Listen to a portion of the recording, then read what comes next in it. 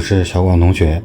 这种风景图片如何用 AE 做出简单好看的动态效果呢？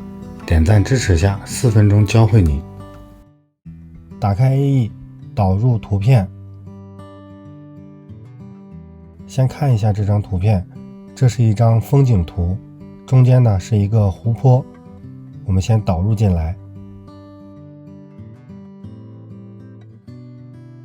首先呢，我们先建立一个1920乘以1080的合成，然后把图片拖进来。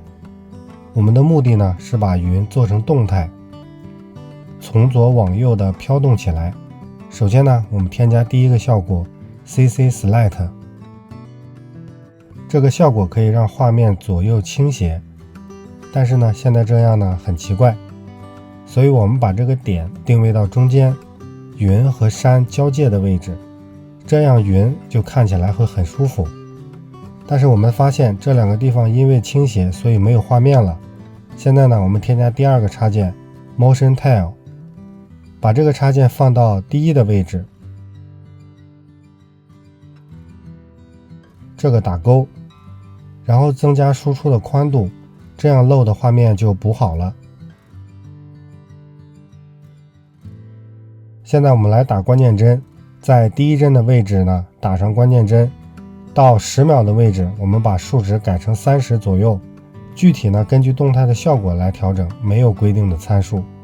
这样预览一下，可以看到云动起来了，但是整个画面包括山也跟着动起来了，这样是不对的。所以呢，我们 Command 加 D 复制一个图层，新复制的图层呢把效果删掉。接着我们来画遮罩，把山和草地抠出来，但是要注意，我们看到中间的湖泊呢已经把云倒影出来了，所以要把中间的湖也留出来。我现在来抠一下，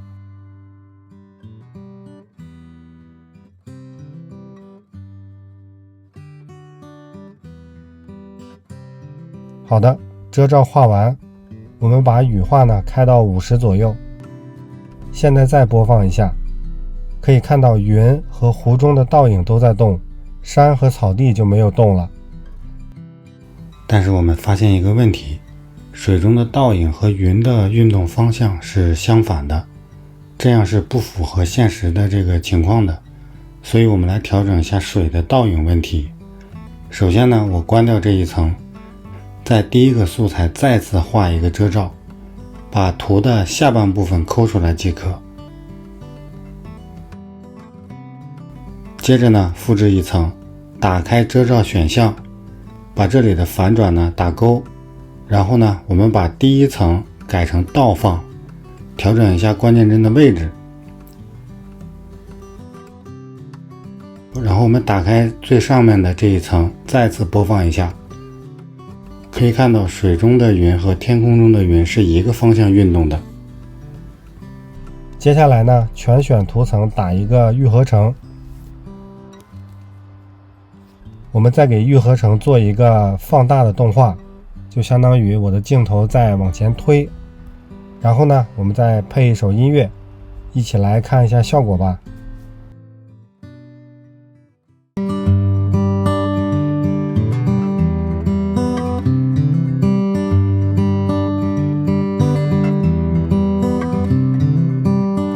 视频中用到的图片和工程，大家在公众号回复关键词天空云就可以获取。